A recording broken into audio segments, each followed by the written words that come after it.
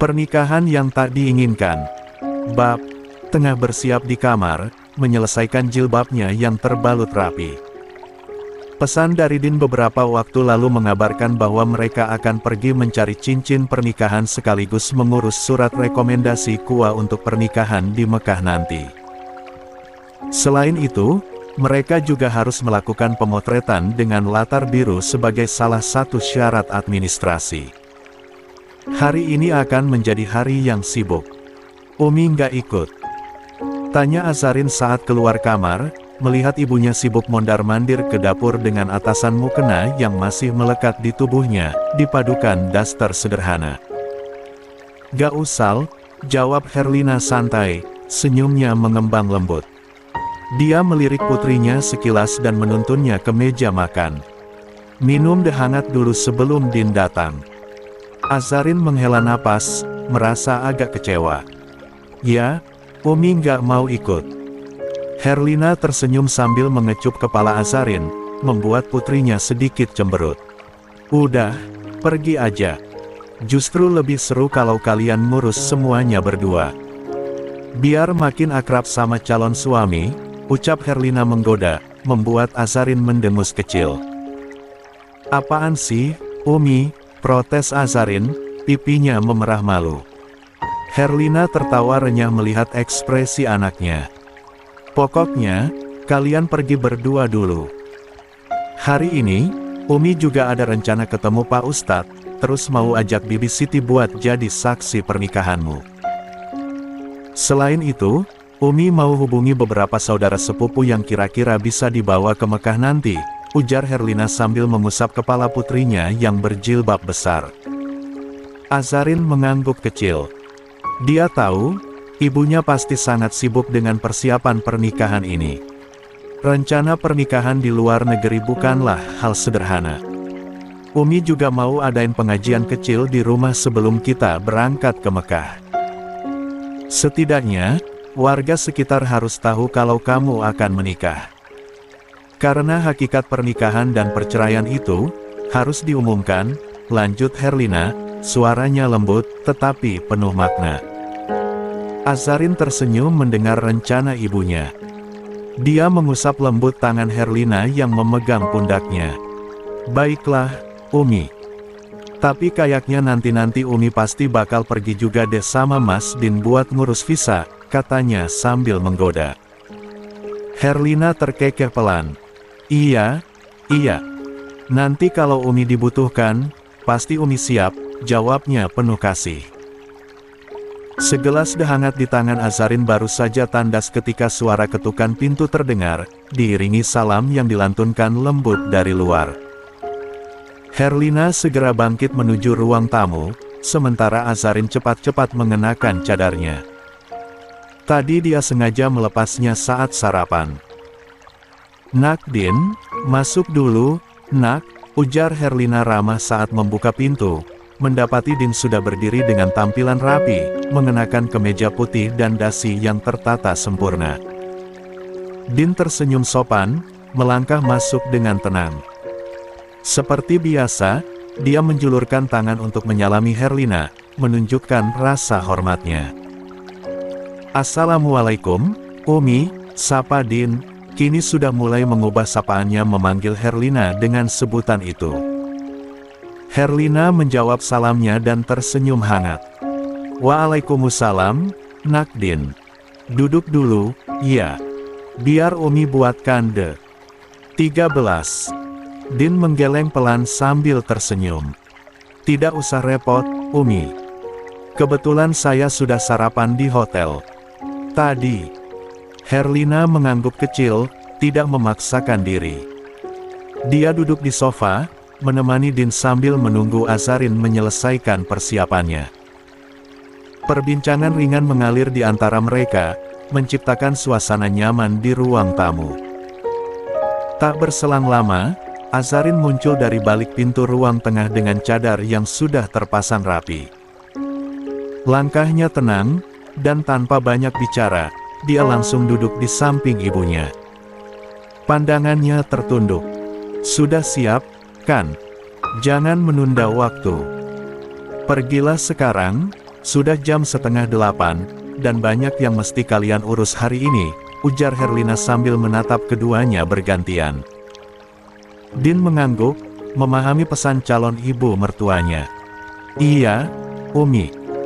Kami berangkat sekarang, katanya sopan, lalu bangkit berdiri dan kembali menyalami Herlina dengan penuh penghormatan. Azarin menyusul, menyentuhkan tangan ibunya dengan lembut sebagai tanda pamit. Jaga diri kalian baik-baik, ya, pesan Herlina, mengantar keduanya hingga ke pintu. Senyumnya mengiringi langkah mereka menuju mobil yang terparkir di depan rumah.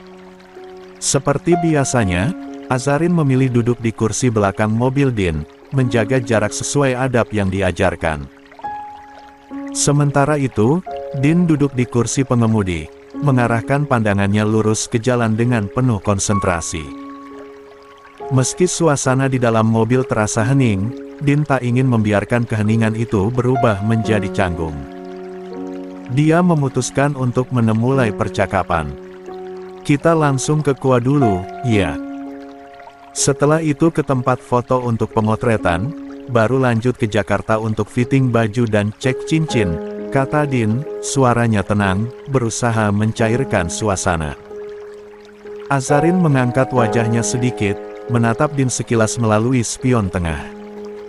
Iya, Mas, jawabnya pelan, suaranya lembut, hampir seperti bisikan, tetapi cukup jelas terdengar di dalam mobil. Dia mengangguk kecil sebagai tanda setuju. Din tersenyum tipis saat melirik Azarin dari spion. Ada ketenangan yang selalu dia rasakan setiap kali mendengar suara lembut calon istrinya itu. Dia kembali memusatkan perhatian pada jalan, sementara suasana hening kembali mengisi ruang di antara mereka, tetapi kini terasa lebih nyaman. Oh ya, Mas. Tadi pagi ibu telepon, ujar Azarin pelan, memulai pembicaraan di tengah perjalanan mereka. Din, yang sedang fokus mengemudi, sedikit terkejut mendengar itu. Ibu telepon. Tanyanya, mencoba memastikan. Ada nada cemas di suaranya. Dalam hati, dia khawatir ibunya bercerita tentang teleponnya semalam, saat dia tak kuasa menahan air mata menceritakan lamaran yang diterima Azarin. Azarin mengangguk kecil. Iya, Mas. Ibu bilang soal rencananya mau datang ke Indonesia. Mau melamar secara resmi sebelum kita berangkat ke Mekah, jelasnya dengan suara yang tenang. Din menoleh sekilas ke kaca spion, mencari raut wajah Azarin yang tampak bingung. Itu saja. Tanyanya memastikan, seolah mengharapkan tidak ada hal lain yang disebutkan. Iya, Mas, hanya itu, jawab Azarin singkat, suaranya terdengar penuh kebingungan. Din pun langsung menghela napas panjang, merasa lega. Dalam hati, dia mengucap syukur. Kekhawatirannya sirna seketika. Tadi ibu juga bilang beliau mau datang bersama papa, lanjut Azarin memperjelas. Tapi aku belum bilang ke Umi soal rencana mereka. Soalnya, Umi juga lagi sibuk ngurusin rencana pengajian di Runah, dan menemui Pak Ustadz dulu. Din tersenyum kecil mendengar itu. Gak usah kamu yang bilang, Sa. Itu tanggung jawabku. Nanti aku yang sampaikan ke Umi, ujarnya dengan tegas. 14. Azarin hanya mengangguk pelan, menerima keputusan Din. Oh, ya, Sa, ujar Din, mengubah arah pembicaraan. Kamu semalam bisa tidur nyenyak? Alhamdulillah, Mas. Nyenyak, jawab Azarin, meski sebenarnya dia sedikit berbohong. Sepanjang malam, pikirannya sibuk memikirkan mahar yang disebutkan Din, membuat tidurnya tidak benar-benar lelap. Subhanallah, sahut Din sambil tersenyum. Aku malah gak bisa tidur, Sa. Azarin sedikit tersentak mendengar pengakuan itu. Kenapa, Mas? Tanyanya penasaran. Mungkin karena terlalu bahagia, jawab Din tanpa sungkan. Aku coba ngaji, salat malam, tapi tetap gak bisa tidur. Aku terlalu memikirkan kamu, Sa. Azarin tersenyum malu di balik cadarnya. Perkataannya terdengar tulus dan membuat hatinya hangat. Di tengah perasaan berbungan dua insan itu, suara dering ponsel tiba-tiba memecah suasana. Azarin buru-buru merogoh tasnya, mencari sumber bunyi itu. Sebuah nomor baru muncul di layar, membuat dahinya berkerut. Mungkin dari mandor proyek TK, pikirnya. Dengan ragu, dia menggeser tombol hijau untuk menjawab. Halo, Assalamualaikum, sapa Azarin lembut, tetapi penuh tanda tanya. Waalaikumsalam, Sa. Ini aku, Jenderal. Suara itu menghentikan dunia Azarin sejenak. Napasnya tertahan, matanya terbelalak. Jenderal. Nama itu bergema di pikirannya. Din, yang sedang fokus mengemudi, mencuri pandang melalui kaca spion. Dia menyadari perubahan mata Azarin. Alisnya mengernyit, tetapi dia memilih diam, menunggu Azarin menjelaskan. Tanpa berkata sepatah kata, Azarin langsung memutus sambungan telepon. Tangannya gemetar saat mencoba mencari fitur blokir di ponselnya, tetapi otaknya terasa buntu. Dadanya berdegup kencang. Belum sempat dia tenang, sebuah notifikasi pesan muncul. Dari nomor yang sama. Sa, aku mohon untuk terakhir kali. Berikan aku kesempatan berbicara denganmu. Azarin terpaku. Dia menatap layar ponselnya tanpa berkedip. Tetapi sebelum dia sempat berpikir lebih jauh, panggilan masuk lagi dari nomor itu. Mas Din, panggil Azarin dengan nada gemetar, memecah keheningan. Din, yang sejak tadi menahan diri untuk tidak bertanya, langsung merespons. Ya, ada apa, Sa? Mas Jenderal telepon, Mas saja yang jawab, ucap Azarin seraya menyodorkan ponselnya. Din menepikan mobil ke tepi jalan, mematikan mesin, lalu menoleh ke kursi belakang. Kenapa kamu gak bicara sendiri? Tanyanya dengan nada hati-hati. Azarin menggeleng lemah. Aku gak bisa, Mas. Beliau juga mengirim pesan, minta berbicara. Tapi kita sudah mau menikah. Tidak sepatutnya aku berbicara dengan mantan suamiku. Mas saja yang menjawab, tintanya tegas, meski suara Azarin terdengar sedikit bergetar. Din menatapnya sejenak, lalu tersenyum samar. Azarin benar-benar menunjukkan rasa hormat pada hubungan mereka. Tanpa banyak kata, Din mengambil ponsel itu, menggeser layar, dan menempelkannya ke telinga. Assalamualaikum, Pak Jenderal, ujar Din dengan nada berat, namun tegas. Ini saya, Din. Ada apa? 15. Suara tegas Jenderal menggema melalui pengeras suara ponsel, membuat atmosfer di dalam mobil sedikit memanas. Saya ingin berbicara dengan Asa, bukan dengan Anda. Bentaknya tanpa basa-basi. Din, yang sengaja mengaktifkan mode loudspeaker, menanggapinya dengan tenang. Asa menyerahkan ponselnya pada saya, Pak Jenderal. Jika ada yang ingin disampaikan, katakan saja, saya akan menyampaikan langsung kepadanya. Di ujung sana, terdengar dengkusan kasar. Sebegitu protektifnya Anda, iya. Baru juga jadi calon suami, sudah berani menghalangi saya berbicara dengan Asa. Apa saya ini sebegitu menakutkan bagi Anda? Din tersenyum kecil, menatap Azarin yang tampak memutar bola matanya, menunjukkan rasa muaknya. Terserah Anda ingin menyebutnya apa, balas Din santai. Tapi saya hanya menjalankan keinginan calon istri saya.